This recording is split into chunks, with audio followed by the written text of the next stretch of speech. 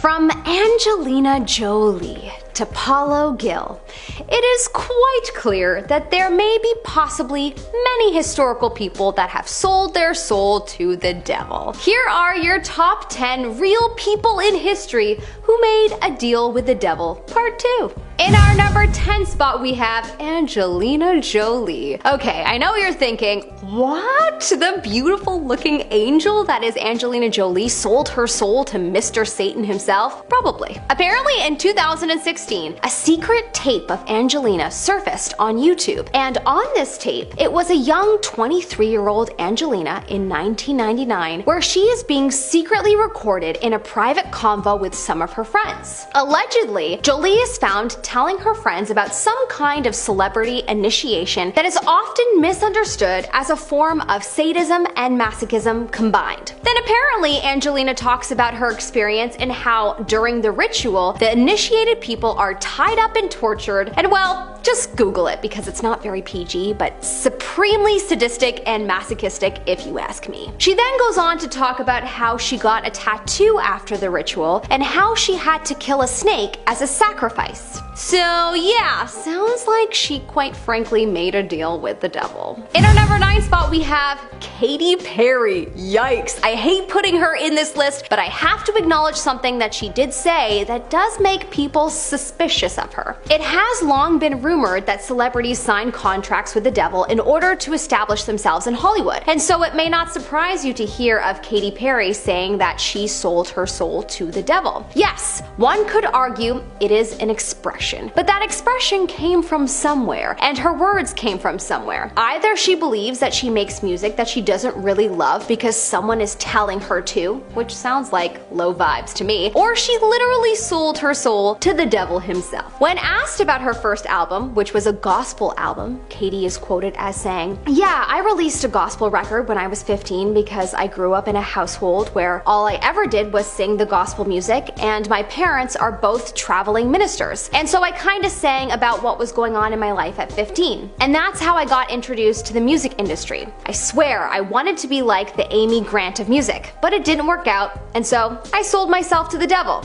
Coming up in our number 8 spot, we have Michael Scott. No, not Michael Scott from The Office. That great, beautiful angel would never sell his soul to the devil. This is Michael Scott from the year 1175. Yes, a very, very long time ago. Michael studied at Oxford and traveled around England until he planted his roots in Sicily and became the court astrologer to Frederick II. People always speculated that he might be in cahoots with Lucifer, as he was quite vocal about how against the black arts he was. The people believed that to be a distraction from the fact that he actually participated in it. He also wrote a lot of text on necromancy and black magic under the guise of science. So that didn't help his cause. There was all kinds of rumors about him, including one where he supposedly conned the devil into helping him make a railroad. He apparently had demon familiars that would fetch him the finest international delicacies, and that he traveled by way of a demon sea creature. He was known to having many ritual sites, and so the people have concluded that he was BFFs with the devil. In our number 7 spot, we have Christoph Heinzmann. Christoph Heinzmann is a painter from the 17th century. Apparently in 1677, Christoph was found in such a state that it was believed that he had been tortured by a witch's curse. When questioned by the authorities, Heinzmann admitted that his state was his own fault, as he had signed a pact with the devil 9 years earlier as a way out of the cycle of poverty and depression that he was in. Apparently he had a few exorcisms done to him, and during one of the times, a dragon with a contract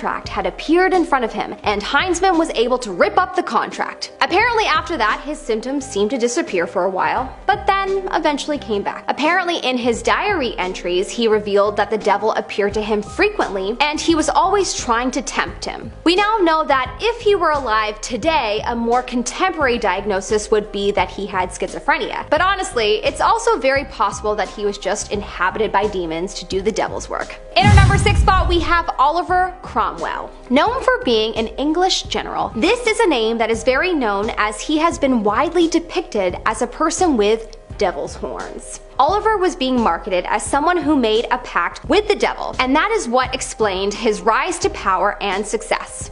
Naturally. When he passed in 1658, there was a massive storm with such crazy winds that the people said that it was the devil coming to claim his soul. The winds were so strong that they were named Oliver's Wind. Eventually, his name became a part of a tale that people told children to get them to behave. Be good or the ghost of Cromwell will drag you to hell. In our number 5 spot today, we have Roger Bolingbrook. In the 1400s, Roger Bolingbrook was accused of casting a horoscope that predicted the death of King Henry. Roger admitted to the public that he had been dealing with the devil and was being encouraged by the Duke of Gloucester's wife Eleanor, aka the 1400s version of a clout chaser. Apparently, she urged Roger to perform black magic for her to help her social standing and help her rise to the top. Did I say clout chaser? I meant a historical queen. In any case, Roger confessed, so we're pretty positive he made a deal with the devil. But it didn't save him, as he was eventually hung for his crimes. In our number 4 spot, we have Paulo Gill. Some very old journals in Brazil were discovered talking about a man named Paulo Gill, who was a sorcerer who apparently sold his soul to the devil for his magical powers. The author of the diaries that went by the name Batista spoke about how Gill set his sights on a slave, and the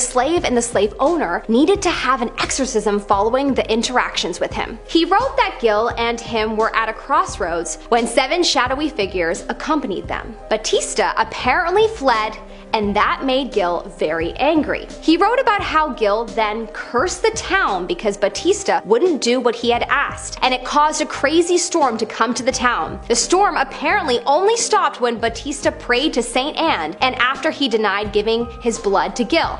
In our number 3 spot, we have Katarina Kepler. This is a woman that is widely known for being a possible sorceress and also known for most likely making a deal with the devil. She is another historical person who is depicted as having devil horns. She is the mother of a very famous astrologer by the name of Johann Kepler. Apparently, her friend accused her of poisoning her, most likely just gave her some wine, and Katarina was put in front of the courts for questioning. On this occasion, she was let off from lack of evidence. Later, she was then accused 49 times of dealing with the devil. She also was said to have killed livestock and people by reciting incantations over them, but after many trials, she actually was given her freedom, only for her to actually pass away 6 months later. In our number 2 spot, we have Saint Basil and the slave. Saint Basil was born in the year 329 AD.